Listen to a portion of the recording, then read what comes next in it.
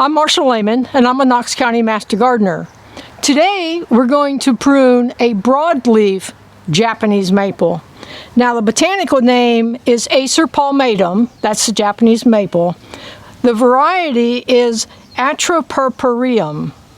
And what distinguishes Atropurpureum from dissectum is the leaf and the form.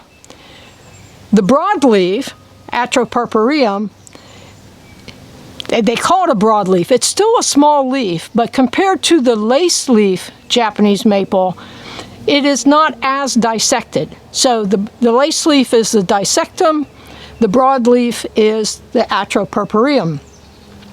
The other difference is that the Laceleaf tends to be shorter. This tree is about 10 feet tall, maybe a little bit more. Most of your Laceleafs do not get that big. And the Laceleaf has kind of an arching shape, whereas the broadleaf, you can see, is a very upright structure, and we want to keep an airy canopy.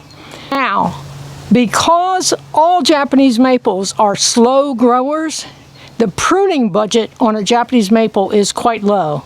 You generally do not want to go over 20% removal, and it generally doesn't need that much. But it is so slow growing. This specimen has been in the ground here for 4 to 5 years, but I'm guessing that this is easily a 15-year-old tree because they're so slow growing that when you get a nice size, when you get a 6-foot tree at the nursery, it's probably already 10 years old. That is the reason the pruning budget is so low. One of the things about Japanese maples, let me get rid of my clipboard, is that if we can zoom in here where my hands are, it has little spindly things that you can do what I call finger pruning. And the first thing is that they're going to be kind of brownish in color, where all the live growth has more of a reddish color. And so we just come in and with our fingers do what's called finger pruning. And these things are all the itty bitty, now that one's kind of long, but they're very thin. So we just come in, and frankly, whenever I'm in my own garden, anytime I walk past the Japanese maple, I have one, I do finger pruning, because every time you walk through, you'll find something. So I'm just going to finger prune throughout. Here's another one, and this has recently been mulched, so I hesitate to just drop them on the mulch. But in my own garden, I just break them off with my fingers and let them fall to the ground. And if I have a whole lot, then I go back and pick them up later. So we're going to stop the camera, and I'm going to do more finger pruning.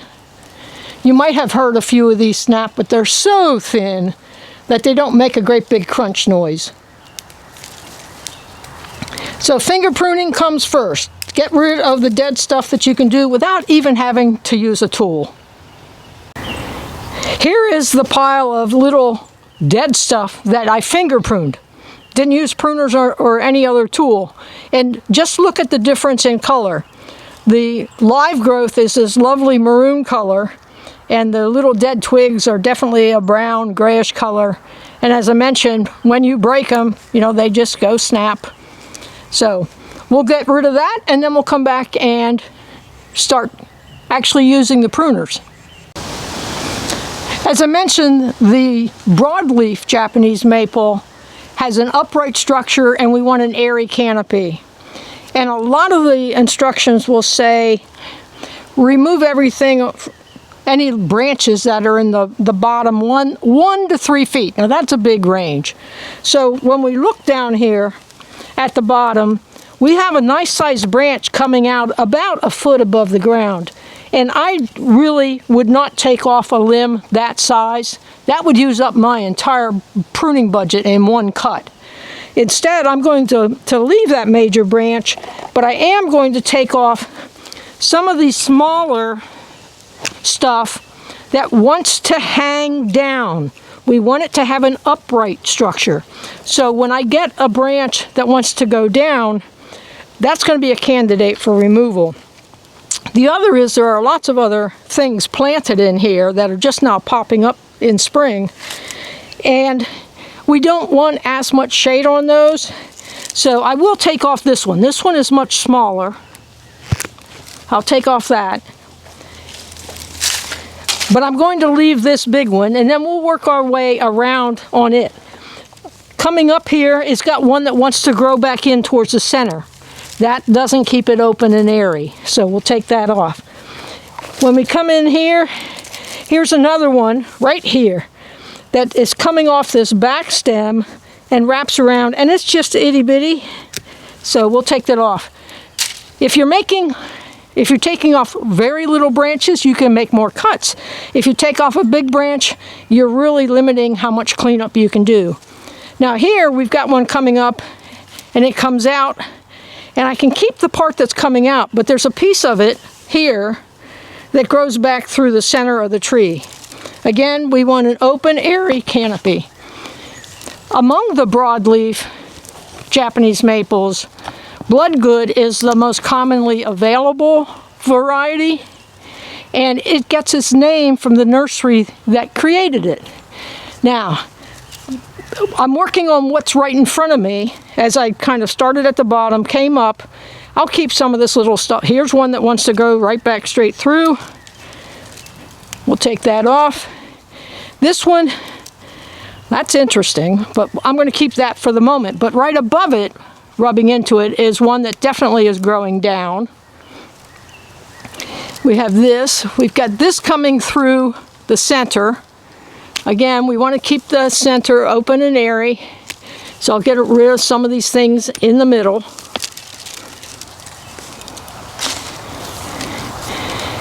And as I take out some of them, then it becomes a little more apparent where other things are causing a problem. So now I just glance up, and here's this branch, which actually starts on the inside of this larger branch, but wraps around it. And that's not a good growth habit. So we'll take that. This grows out and about. And notice none of these are very big cuts. That's what's going to allow me to stay within my pruning budget. Now this branch comes back this way. We've got a major one here, and then here is a branch that wants to come and rub against the larger one. And this is a case where you generally want to take the smaller branch when you have to make a choice. If I step back, okay, we have this, which comes off the back side, and it is definitely, it originally was wrapped around this other branch. We pulled it out, and I'm going to take off one side and see if we can't keep it from rubbing. It's not rubbing now, and depending on how it grows, or if I put it back on the other side, nope, that still wants to rub. So I'll take the whole thing off and keep the one above it.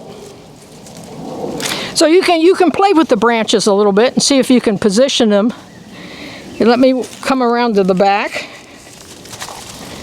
Now you can't see what I see on the back, but I see one that wraps around from underneath up and over the top of a branch. That's not a good strong growth habit. Let me come over here to this side. I can clean up the back later. So we've got this branch coming out, and it has a bunch of forks, and this one comes this way, and that wants to grow into there. So I will take out a portion of it, but not all of it. And with these smaller cuts, you have to be really careful you don't nip the adjacent branch. Again, okay, now I'm on this side looking, and I see this branch which comes off this major stem, but it grows directly across and through.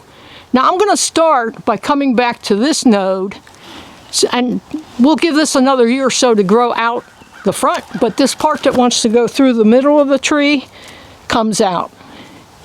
And now we've got, those aren't rubbing, but they are likely to. That's something we'll have to watch in the next few years. Let me pause. I want to walk around, take a look. If I see something, I'll come back and highlight it. Taking a walk around, there's two two branches yet that cause me a little concern. I'll put my hand here. You see this major part of the trunk that comes up in branches, and coming off the left side is a smaller branch that actually wraps right through. So I'm going to take that one out. Again, not a particularly big cut, but one of the bigger ones we've made today. And then the other, following up, this branch comes up, it forks, and here's a third one that wants to come and grow across, and I can make it rub, which means in a good windstorm it would do that. So this is probably the single biggest cut I've made today. And that's probably, it's more than 1/4 of an inch, but less than a half, so probably about 3/8 of an inch. And then, frankly, you know, standing back and looking, I think we're about done. Now, every time I say that, I see something else. So here's one that's growing straight up through, really spindly, like 1/8 of an inch. Doesn't hurt my budget. And now I think we're done. But again, anytime you walk past, you can always do the finger pruning, because you'll always find another little piece of dead somewhere. But the point on the broadleaf that I want to reinforce is that it is an upright tree, as opposed to the laceleaf, which is kind of an arching, draping tree. And we want to keep a very open canopy. So that is the broadleaf Japanese maple. If we pan over here to the sidewalk,